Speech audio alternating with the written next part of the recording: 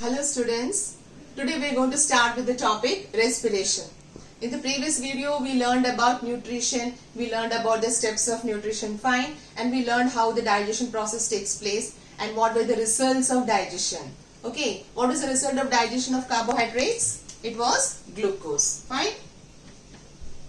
Now after the glucose is absorbed in the small intestine, what happens to it? It gets transported through the blood and it reaches into the every cell of the body. I am just representing one cell here. One cell. So the glucose has reached the cell.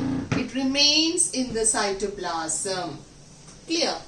Now in the cell we have a very important organelle which is called as a, what is it? What is our energy currency? What is the powerhouse of the cell? Yes, it is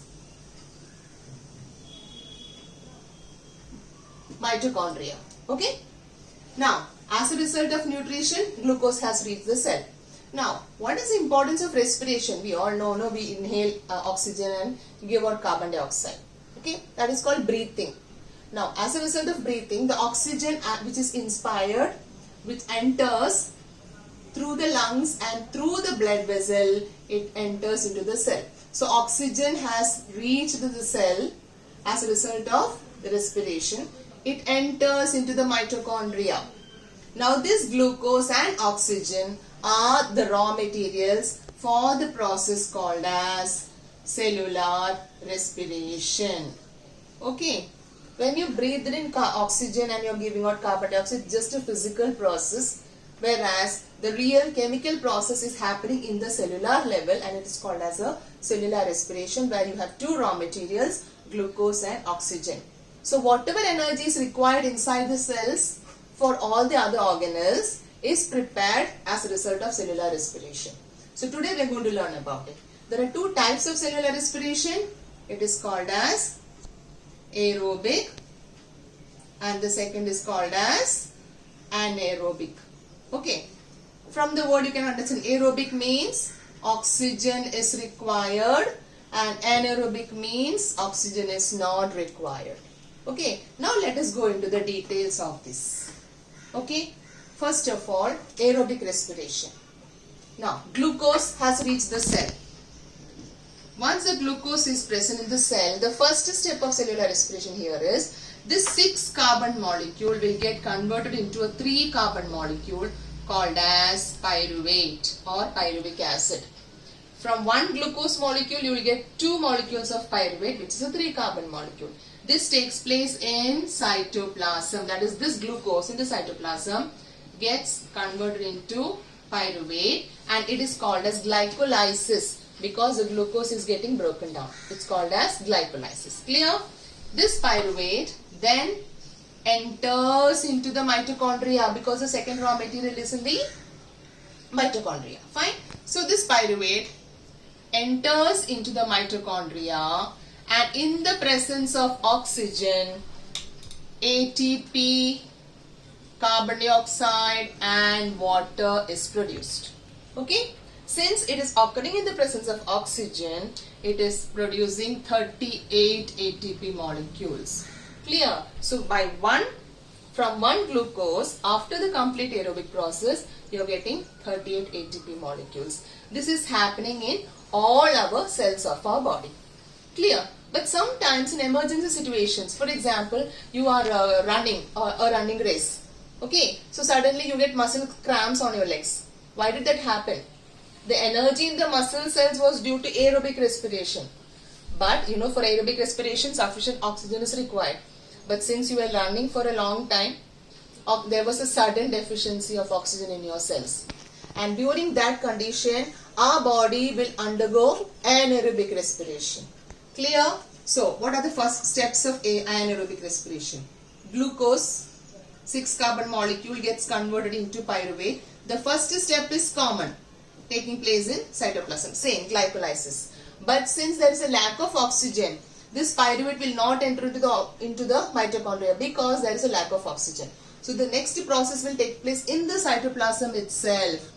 In the cytoplasm itself, because there is lack of oxygen and it will produce ATP plus carbon dioxide, ATP plus lactic acid. But it will produce only 2 ATPs because it is an emergency condition. If you recall, when you're going in a car, suddenly the petrol of your car is over. It's completely finished. So what is the option for that? You cannot push the car and go to the petrol pump. You have some facility for that. You have reserved petrol, isn't it? You use a reserve petrol to go to your petrol pump. Similarly, in emergency situation, we also, in our body also, we have certain options, and anaerobic respiration is one such option which can happen during emergency situations. That is, we undergo anaerobic respiration even though energy produces less, only 2 ATP. But if this also did not happen, the cell will die suddenly, because the cellular respiration should not stop. All the organelles in the cell are depending upon that. So that powerhouse, if it stops, the entire factory will stop, isn't it? So in emergency situations, you are having anaerobic respiration. It should not continue for a long time, only for some time. So people who are undergoing this anaerobic respiration in the muscle cells, they may face muscle cramps. So this accumulation of lactic acid causes muscle cramps. So this is one of the questions which are asked in exam. Why does muscle cramps occur for some people or among the athletes? So you need not explain the whole thing. Even if you write this complete reaction, that is self-explanatory. Clear? But you have to be very careful writing all the locations and all the conditions for how it is taking place. Okay. So both these cellular respirations occur in our body, but in normal conditions, it is only aerobic respiration. Why is it like that? We are organisms of high energy demand. We cannot afford to have anaerobic respiration in our body.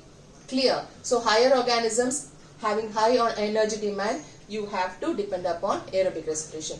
But there are certain organisms like yeast.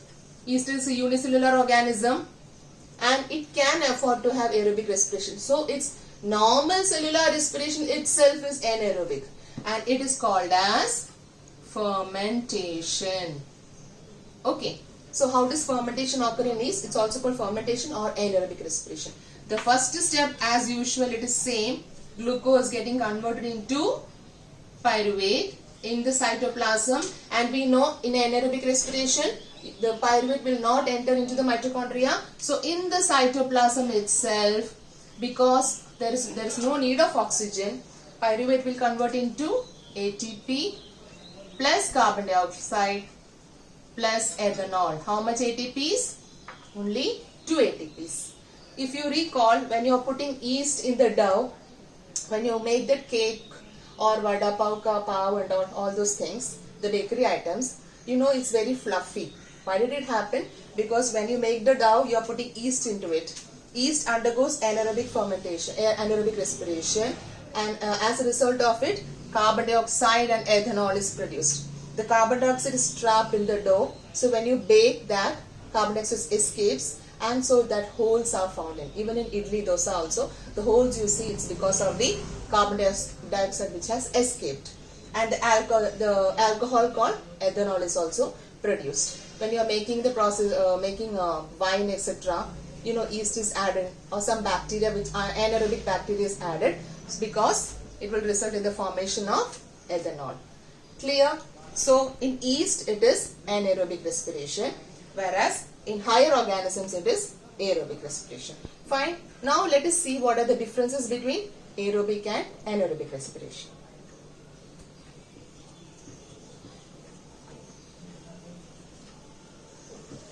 Okay. Aerobic and anaerobic. Okay. Can you guess what will be the first point? Oxygen is required. Here, oxygen is not required. How many ATP molecules are produced? 38 ATP molecules. What is the full form of ATP? Adenosine triphosphate. And here, only 2 ATP molecules. From this you can understand which is more efficient, aerobic or anaerobic. It is aerobic respiration. Third, where does it take place? In aerobic respiration, it takes place in the cytoplasm and mitochondria. Fine. Whereas in anaerobic, it happens only in the cytoplasm because oxygen is not involved in it. Clear? This is more efficient and anaerobic is less efficient. Okay, thank you.